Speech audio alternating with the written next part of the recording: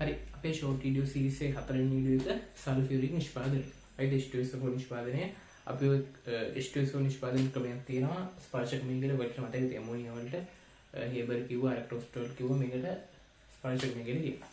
හරි එතකොට මේකට අවශ්‍ය අමුද්‍රව්‍ය සල්ෆර් එහෙම නැත්නම් සල්ෆර් අණු ලෝපස් වගේ වලට ගන්න පුළුවන් වාතය ජල. ඒතර ඔය ටික තමයි අමුද්‍රව්‍ය ටික. ඒතර මේකත් ප්‍රධාන වශයෙන් පියවර 4යි.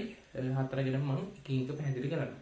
පියවර අංක 1. ඉස්සෙල්ලාම අපි එතනදී සල්ෆර් අපි තියෙන සල්ෆයිඩ් වාතය ප්‍රතික්‍රියා කරලා SO2 කියන එක හදා ගන්නවා. ඒකට අපිට විශේෂ තත්ත්වයක් දීලා දෙන උෂ්ණත්වය සාමාන්‍යයෙන් 830 සෙල්සියස් අතර උෂ්ණත්වයක් භාවිත කරන්න ඕනේ. ඒතර පළවෙනි පියවරේ ගන්නේ සල්ෆර් සරල ඔඩු දෙක ප්‍රතික්‍රියා කරලා SO2 හදාගන්න එක. හරිද? හරි.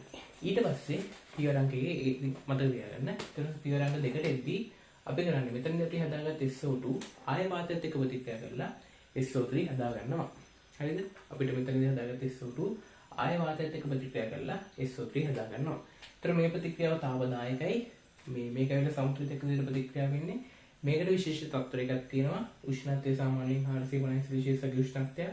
පීඩන 1.8 වගේ පීඩනයක්. උත්ප්‍රේරක විදියට V2O5 හොඳට තියාගන්න. V2O5 ඕනේ වෙනවා. ඒතර මේකේ පොඩි වැදගත්කම් ටිකක් තියෙනවා. මේක වැදගත්කම ඇත්තටම අපි හේබර් ක්‍රමයේදී කතා කරා. ඒ හේතු ටිකමයි තියෙන්නේ. දැන් මේක වෙලා තාවදායක ප්‍රතික්‍රියාවනේ බා. ඒතර මේ වගේ උෂ්ණත්වයක් භාවිත කරන්න හේතුව තමයි ඔකට මම මේකත් කියලා දුන්නා. මේ කියලා දුන්නේ දවසට මතකද නැහැ. ඒ දවස් කියන්නේ දවස් දෙකකට කලින් වීඩියෝ එකේ කියලා දුන්නා මේ අඩු උෂ්ණත්වනේ මේක විහිද කරවෙන්නේ. අඩු උෂ්ණත්වනේ විහිද කරවෙන්නේ මොකද ලේසර්ලි මොකද වෙනුන උෂ්ණත්වය වැඩි කරන තාවදායක ප්‍රතික්‍රියා වෙලා SO3 පළදා වැඩි වෙනවානේ. අඩු උෂ්ණත්වය අඩුයි නම් ප්‍රතික්‍රියාව ඉහළට තමයි ඉස්සරහට තමයි ඉඳලා SO3 පළදා වැඩි වෙන එක තමයි හරි. ඒකට SO3 පළදා වැඩි වුණාට අඩු උෂ්ණත්වයේදී SO3 පළදා වැඩි වුණාට මේ ප්‍රතික්‍රියාව ශීඝ්‍රතාවය අඩුයි. ඒතර ප්‍රතික්‍රියාව ශීඝ්‍රතාවය අඩුයි නම් තේරුම් නැහැ නේද? ඒ හින්දා සාමාන්‍යයෙන් අපි ඊය උෂ්ණත්වය භාවිත කරන්නේ නැහැ, පහළ උෂ්ණත්වය භාවිත කරන්නේ නැහැ. සාමාන්‍යයෙන් ප්‍රශස්ත උෂ්ණත්වය අර ඇමෝනියා නිෂ්පාදනයේ හේතුවමයි මේ වගේ උෂ්ණත්වයක් භාවිත කරන්නේ.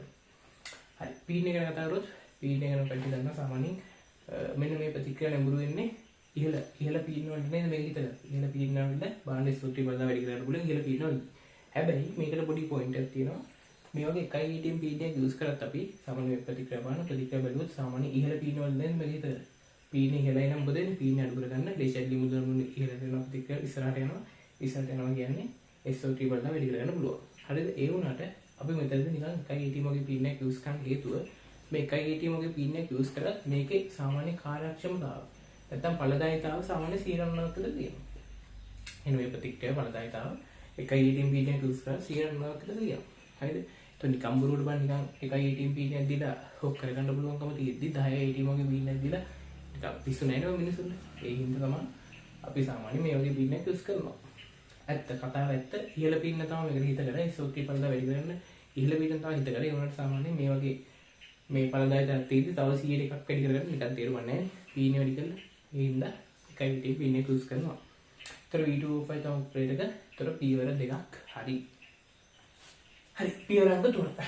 පියවර අංක 3 දී අපි කරන්නේ ඔය SO3 දැන් අහන්න එපා H2SO4 දාන්නේ කොහෙන්ද බං දැන් ගොනේ හදන්න එක අහන්න එපා එහෙම තමයි කරන්නේ. හරිද? මම මේකට හේතුව කියනවා H2SO4 දාන්න. ඒතර මෙතනදී හිතෙනවා සදුම සල්ෆියුරික් කියන එක. සදුම හරි සදුම සයන්න සදුම සල්ෆියුරික් කියන අම්ලය හැදෙනවා.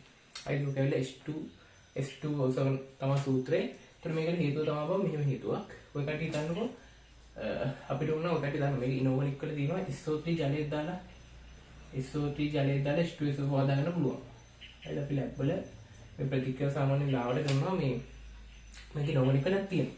හැබැයි මේක කරන්නේ නැති වෙන්න හේතුව බං මේක ඇවිල්ලා අධික තාපදායකයි.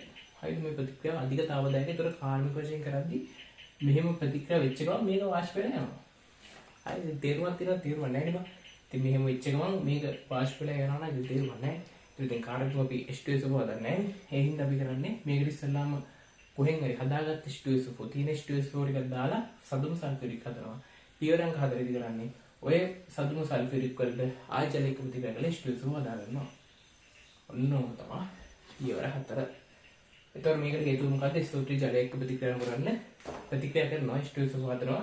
ඔය දෙක අධික වශයෙන් තාපදායකයි. ඒතර කාර්යනිකව කරද්දී මේ හැදිච්ච ගමන් H2SO4 ටික වාෂ්ප වෙලා යනවා. වාෂ්ප වෙලා ගෑස් එකක් විතර වාෂ්ප වෙලා යනවා. ඒතර තේරුම් නැහැ.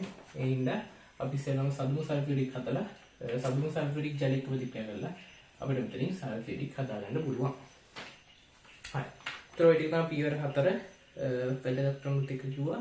දැන් පොඩ්ඩක් බලමු භාවිත ප්‍රධාන වශයෙන් 4ක් විතර දිනනවා. පළවෙනි එක පොහොර නිෂ්පාදනයේට හැම එකේම තියෙනවනේ බා. දෙවෙනි එක රසායනික සංයෝග සංශ්ලේෂණයට. ඒකත් තිබ්බ කලින්කෙත්. බැටරි සීට් හදාගන්න ගන්න. ඒකට මතු කියන අලුත් එකක් බැටරි සීට්. බැටරි සීට් හදාගන්න ගන්නවා. ඊට අමතරව විජල කාර්යයක් විතරක් කරනවා. මොනවද හතර?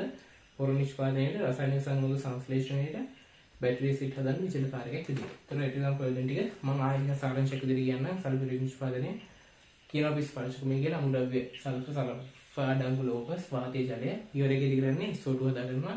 සල්ෆර් වාතයක ප්‍රතික්‍රියා කරලා SO2 හදනවා. දෙවෙනි පිරිවෙදි කරන්නේ SO2 ට ප්‍රතික්‍රියා කරලා SO3 හදාගන්නවා. තත්ත්ව ටිකක් තියෙනවා. 430 උෂ්ණත්වය පීන් 1.18 පීනයක් උත්ප්‍රේරක ඉඩු ඕක. එතකොට පියවරංග 3 දී කරන්නේ ඔය හදාගත්ත SO3 H2SO4 ප්‍රතික්‍රියා කරලා සබුණු සල්ෆියුරික් හදනවා. ඔය හදාගත්ත සබුණු සල්ෆියුරික් ආයි ජලයක ප්‍රතික්‍රියා කරලා H2SO හදාගන්නවා. ඒතර උත්තරේ උත්තර තමයි හරි. එතකොට මෙතනින් H2SO නිෂ්පාදනය ඉවර වෙනවා.